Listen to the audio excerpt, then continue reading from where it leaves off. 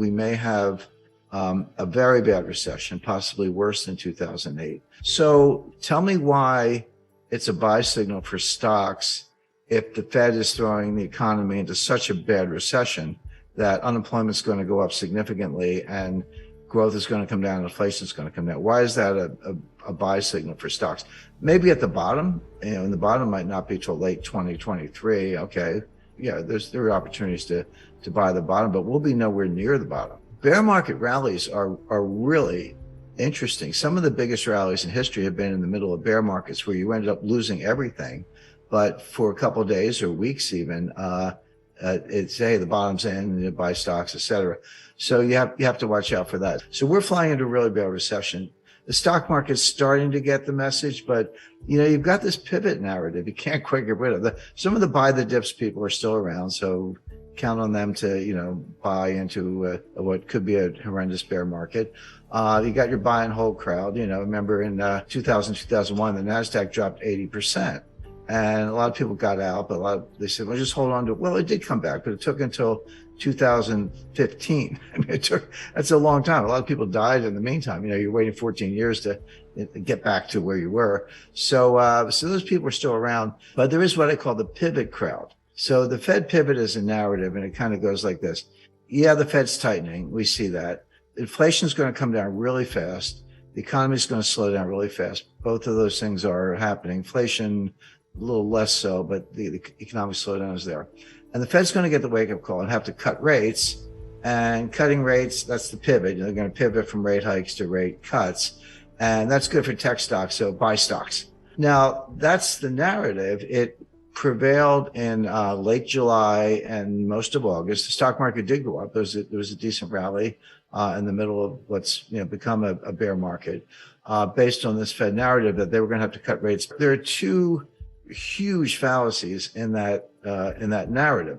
The first one is who says the Fed's going to get the message?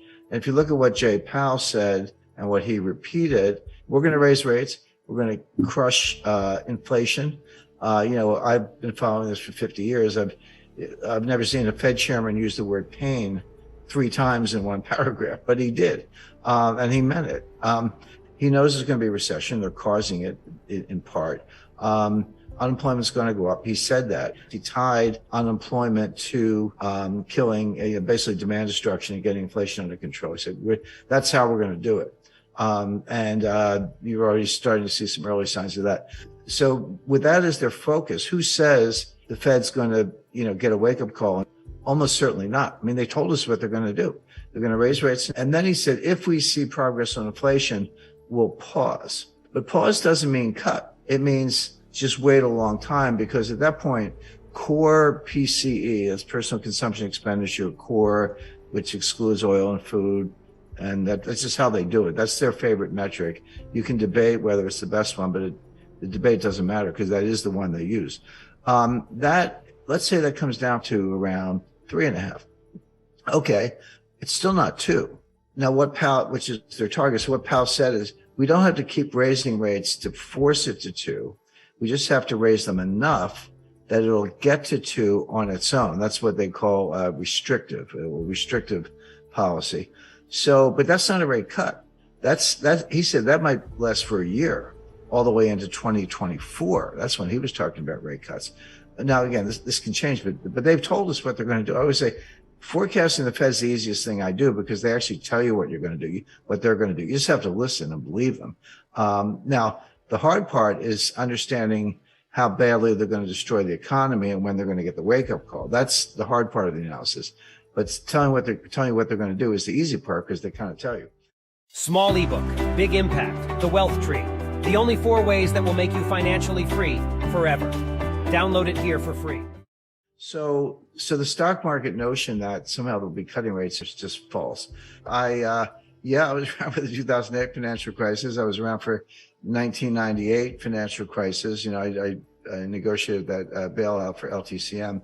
98 was interesting because it was an acute financial crisis that came very close, within hours actually. And I was in the room with the Treasury and Italian Finance Ministry and 19 banks and a thundering herd of lawyers trying to save the world. But we came within hours of shutting every market in the world.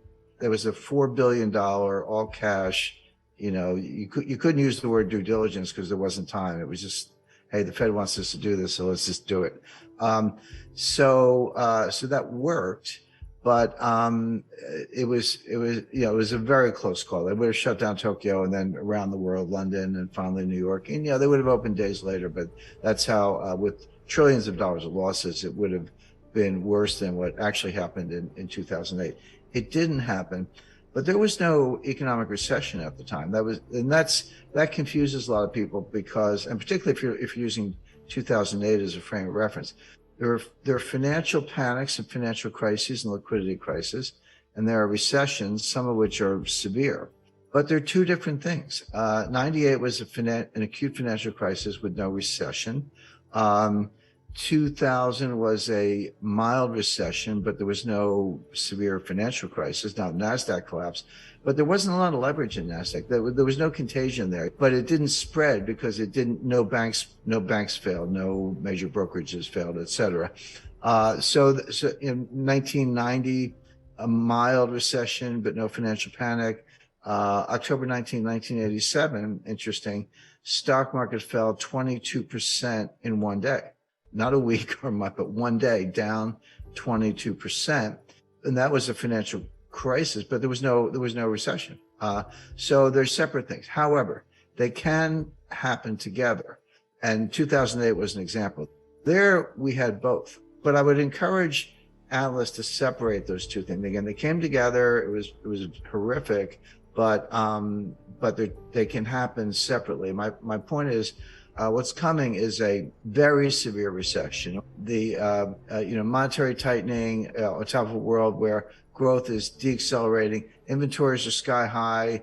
The funny thing about the supply chain, we all remember headline, supply chain is broken down, the shelves are bare. So all true. That was happening at the time, and that's when I started working on the book.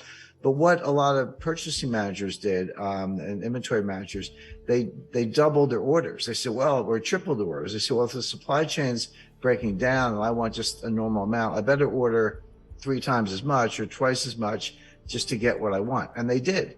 Well, what happened was by the summer, some of that pressure had been alleviated, and here come the shipments into the warehouses that are twice as much or 3 times as much as what you needed at the exact same time that the Fed was destroying demand. And so demand drops off a cliff, retail sales drop off a cliff, the warehouses go from being empty to being full to the rafters, and now all that merchandise is sitting there. So, Nike, just many examples. So what do you do when you're in charge of inventory? You cut prices. You don't want that inventory. It costs a lot of money to keep it in the warehouses, number one. Number two, a lot of it's seasonal. It's like, who wants to buy, summer dress in December? Not too many people. So they just slash prices, and that reduces margins and reduces profits. So we're just kind of flying into the face of all that, with the Fed tightening rates into weakness. The Fed will be the last to know because they're very model driven and the models are badly flawed, mostly with the Phillips curve, and they're focused on the unemployment rate, which is not a good measure of what's going on in the labor force. So my expectation is the recession's coming. It's going to be really bad. Inflation is going to come down fast, but not quite fast enough for the Fed. They're going to keep raising rates, destroying demand, raising unemployment.